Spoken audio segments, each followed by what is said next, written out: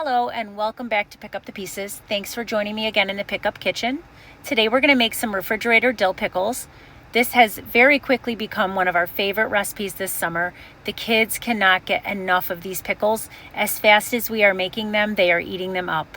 So we went to the market today and we bought some more cucumbers, and we figured we'd make a couple of jars of pickles just to keep up with these kids. So first I put a clove of garlic into each jar. And I put about 3 dill heads in each jar as well. We find that using dill heads to make these pickles gives you a really good dill flavor. We like that better than just using the dill itself. I'm using about 1/4 of a white onion per jar. All I did was peel the onion. I'm going to slice it really thin, and I'm going to put about 1/4 of the sliced onion in each jar.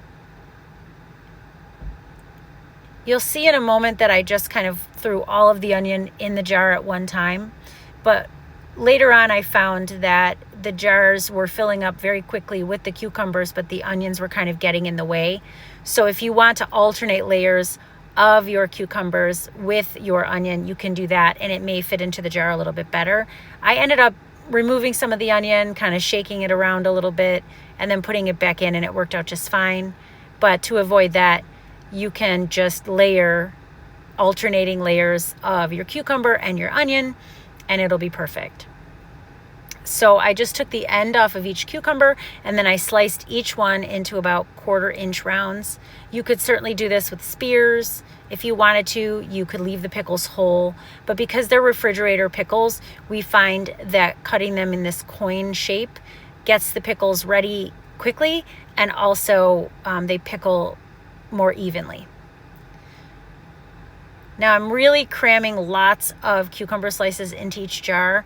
If you just set the cucumber slices in the jar, you're not going to get as many pickles as you might want. So you definitely want to actually get as many in as you can. And so it might involve tilting the jar a little bit and then shoving the cucumber slice down and really packing it in.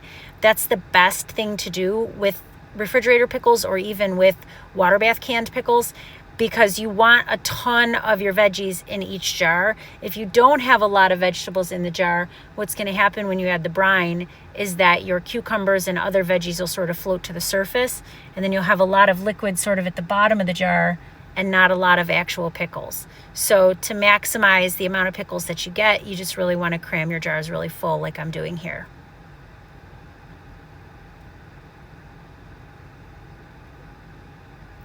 So I had some leftover brine from a different project. You'll see soon we're making some pickled cherry peppers. And so this is the brine that I had left over from them, and I didn't want to waste it. And I had some extra cucumber slices. So I poured some of that brine on top of this particular jar of cucumber slices, and we'll see if we like them. Now I'm going to show you how we make our traditional dill pickle brine. So I'll put the quantities in the description box, but right here, I'm just putting some water and some white vinegar in a pan with some pickling salt. We do use pickling salt when we make pickles. You can certainly Google if it's okay to use kosher salt or table salt. Well, what I have read is that table salt and kosher salt have some additives in them, and if you use that kind of salt when you make your pickles, you may end up with some cloudy brine or maybe some discoloration, and you don't want that. So it is worth going out to buy pickling salt when you're making pickles at home. So I just gave this a stir, and you'll see in a minute that I do bring it to a rolling boil. And once it is at a rolling boil, I'm just using a canning funnel to fill up my jars with the hot brine. One of the most fun parts of pickling is that when you pour hot brine over vegetables, they turn the brightest, prettiest colors, and it's really fun to watch.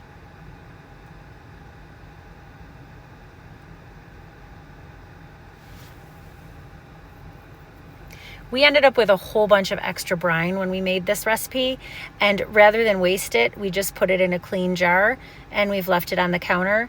The next time we want to make some more pickled cucumbers or maybe pickled green beans, what we're going to do is use that leftover brine. That way we don't have to make some more, and it will be just fine to heat it back up to a boil and then pour it into a jar. The trick to perfectly crispy pickles is letting them cool completely on the counter, coming to room temperature before you put the lids on them, and then put them in the refrigerator after that. So you can see here I put the lids on the jars later in the evening,